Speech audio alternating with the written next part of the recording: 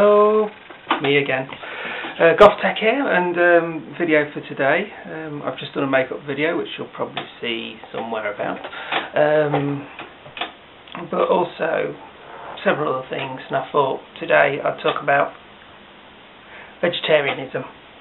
Now, I've been a vegetarian for about 10 years now, maybe a bit shorter than that, but a fairly long time. It definitely has some benefits, and this video is reasons why people choose to go vegetarian, or in other words, why go vegetarian, and various arguments that they're within. Now, firstly, vegetarians. What is a vegetarian? A vegetarian is a person who does not eat any meat product, poultry, game, fish, crustacean, and use or consume any slaughter byproducts, and that includes gelatin in sweets, and that's a nightmare to get around. There are various other forms of vegetarianism, but the majority, there's really only two types. There's vegetarian and then there's vegan. Anybody else who says anything different are not vegetarian. Usually it's people say, I'm vegetarian but I eat chicken. Not vegetarian. I'm vegetarian but I eat seafood. Not vegetarian. There is only two forms of vegetarian: those that don't eat animals, and those that don't eat animals or use any byproducts from the animal or that industry. So any other variations of that, they're not vegetarian. They're omnivores, they're pescivores, that's it, pescivores, which is somebody who eats fish, only fish. The diet itself is very beneficial to your system. You do tend to lose weight, or you do have difficulty keeping weight on. That's probably one thing. You have to look after things like your iron levels and things like that, but we're less likely to suffer from obesity, coronary heart disease, high blood pressure, type 2 diabetes, other diet-related cancers, and all sorts of things. Don't get appendicitis or gallstones either. That's something to look forward to in later life. Right, if you'd like to know where this research comes from, most of this is from the vsoc.org website, but they've sourced other information that I've known for quite a while, and they just back it up with various different sources, so I'll put them sources around here somewhere when they turn up. Right, there are a few reasons why you should turn vegetarian, apart from the obvious. The obvious one being that I don't like being cruel to animals or animals being killed for my consumption. That one's red. Everybody knows that. Yes, I'm a softie. I like animals. I'd rather they be out in the field, out in the wood, enjoying their life, than just put in some shed somewhere until they get into a package and then end up on my plate. That I don't want. There's the environmental view. Now, forget about the greenhouse gases. That is a completely different rant altogether, so not even going to go there.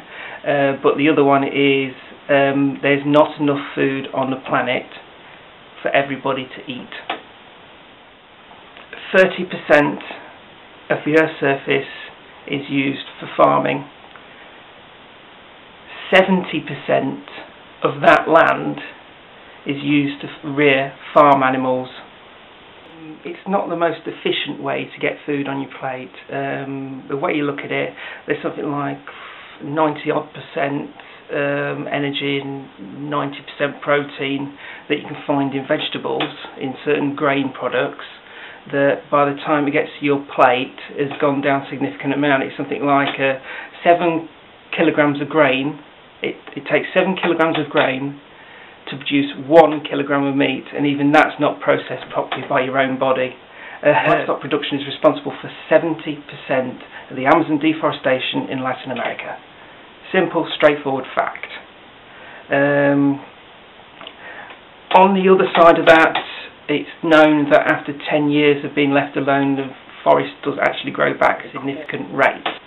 It works out approximately 2.5 times the amount of land used for meat production than there is for the vegetarian diet. And if you go vegan, it's 5 times more land used. Now, if you converted that, so let's say I think there's something like a 60-70% shortage of food in the world, or there's only enough food to feed 70% of the world's population properly. Yet the UK, Europe and North America consume a vast amount of food. If everybody was to go vegetarian in the Western world, as let's say, then there would be enough food to feed the planet at least once, maybe twice over. And that's a significant statistic. By 2025 there will be 1.8 billion people living with issues with water, basic bog standard water, well, not bog standard, but fresh, clean drinking water, and water to produce crops. You need a massive amount of water for cattle in particular. It actually uses up more water than any other human activity. Now think of that when you're washing your car in the morning. Yeah, the steak on your plate costs more water than washing your car. It's expected that by the year 2050 the population of animals for the meat industry is supposed to rise from 60 billion farm animals to 120 billion animals for the food industry. That's an incredible amount. That's why there'd probably be less restrictions on things like fishing and more intensive farming. Now I've gone into, I think you understand the environmental issues. Basically meat uses up a hell of a lot of land, a hell of a lot of water and causes a lot of pollution. Simple straight facts. And if you were to go to a vegetarian diet, there'd be more food on the planet. Everybody could have their fair share and plenty of it. But the other argument you usually get, one of the other reasons that you can go vegetarian, is humans are not actually designed to eat meat. Right. Down to our teeth. People say we have canines, so we eat meat. Now that's not the same. Gorillas have canines, and they don't eat meat. They're all vegetarian. They're bog standard vegetarians. When it comes down to it, we don't have jaws we don't have teeth like carnivores. We have teeth like herbivores. Our teeth are omnivores. We're designed to eat anything that's put in front of us, be it a rotting carcass or ample fruit. 25 million years ago to 5 million years ago, the main constituents of our diet was fruit. No ifs and buts, fruit. If we came across carcass, it was just free protein that we got. We didn't develop the desire to eat meat until we could kill it ourselves, really. Although cannibalism has been noted a couple of times.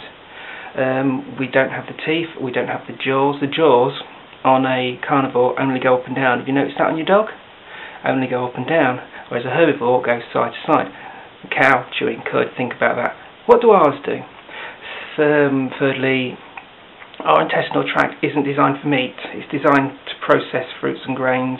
In fact, the average man has something like 8 pounds of rotting meat in his stomach that can be there for 6 months because he can't digest it properly. There are various problems, dietary problems, medical problems that occur because of our inability to digest meat properly. Main of them are cancers and diabetes, etc., as I've put in the previous. Why do we cook meat? Why do we not eat it raw? Because it's bad for us raw. It has various parasites and whatnot in it, but our stomach can't cope with it. To make it more digestible, to get the protein that we need from the meat, we have to cook it. Well, what do we do? Was that natural that we had to get fire first before we could actually eat what we're supposed to be eating? Because naturally that's what we're supposed to be doing? No. We had to discover fire, then discover that we can cook meat, and it made it more palatable. And that's where it comes from. We get to the situation where now meat is the main substitute for any meal, which is wrong. It's a psychological wrong, but it's wrong.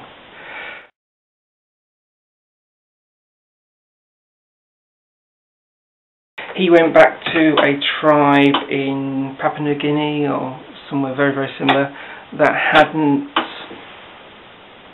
progressed. They'd been out of contact. This guy went in and he learnt their culture, and and he was an expert in ancient tribal methods, or the Pliocene man, or man from millions of years ago, was a herbivore food gatherer, and he went and lived with this tribe, and he learnt one thing: meat was incredibly rare. Even the best hunters are only supposed to get 1 or 2 major kills their entire lifespan.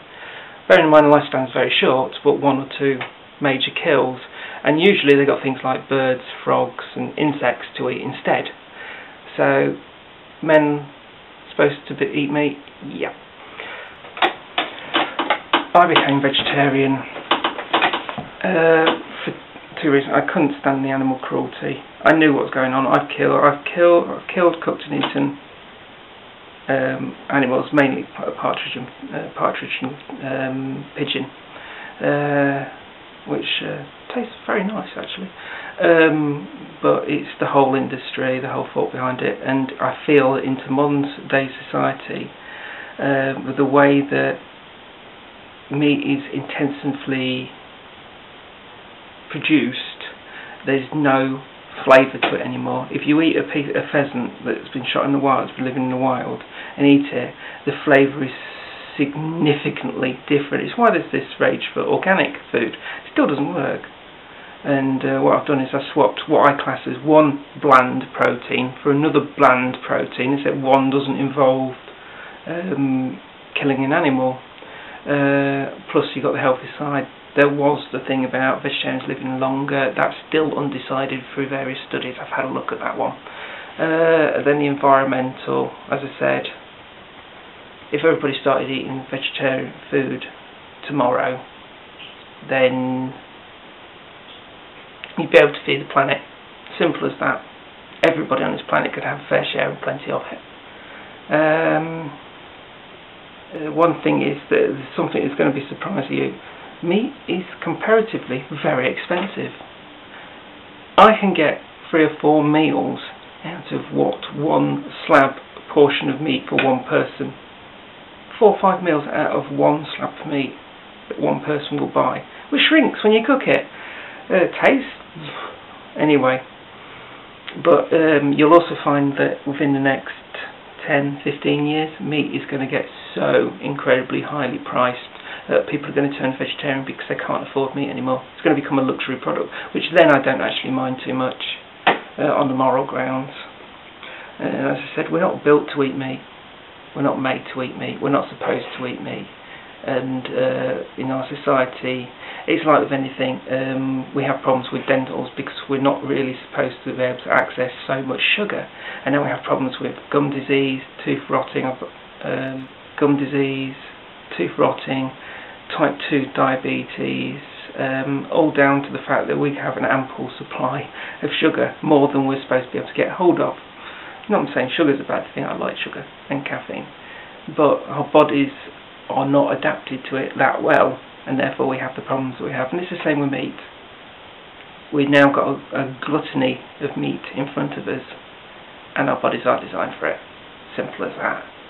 And for all the suffering and the cost, I don't think it's worth it, which is why I'm vegetarian.